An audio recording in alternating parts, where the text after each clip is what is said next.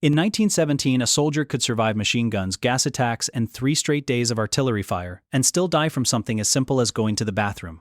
That's not an exaggeration. That's a documented cause of death in the First World War. And once you understand why, you'll never think about war the same way again. This isn't a story about toilets. It's a story about what happens to human dignity when everything else has already been taken from you.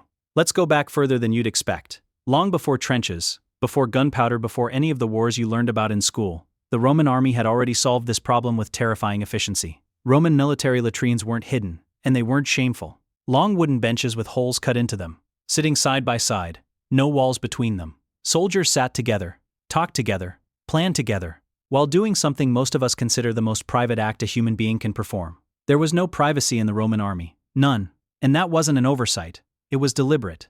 Because here's the thing nobody tells you about military discipline. It doesn't just train your body to fight. It trains your body to stop being yours.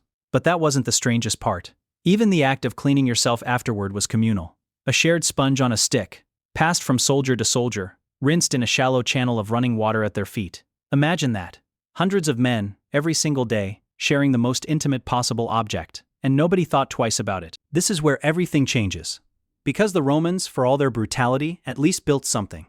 Stone benches, running water, a system. What came nearly 2,000 years later was so much worse. Fast forward to 1914.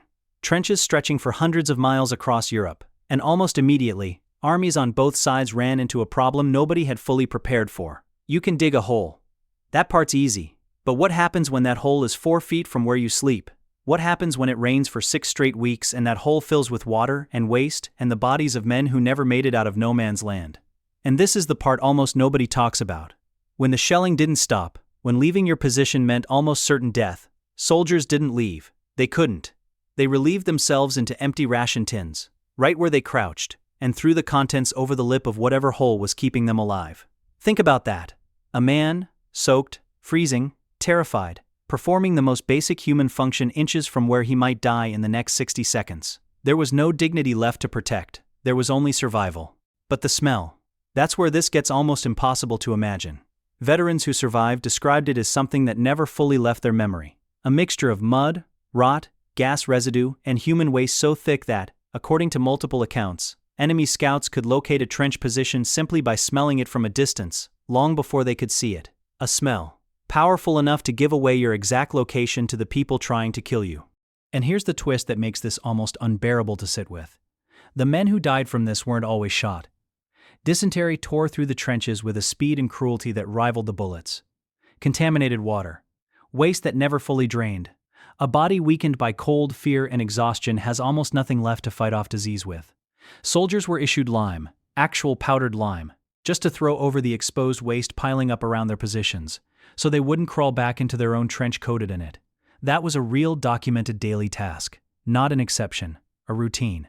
So ask yourself this: what does it do to a person to have the most basic act of being human turned into a daily negotiation with death? Here's what this story is actually about. It's not about latrines, it's not about Roman benches, or ration tins, or trench pits. It's about how war systematically strips away every layer of dignity a human being has, one by one, until almost nothing private remains. First, they take your home.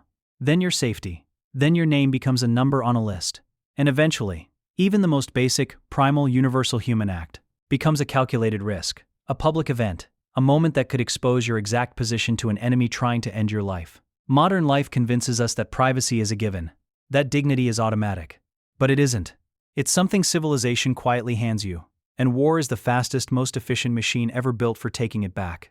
And maybe that's the real horror buried in this story. Not the smell, not the disease, not even the death. It's the realization that dignity was never actually yours to keep. It was borrowed. And the moment the world around you collapses, it's the very first thing to go.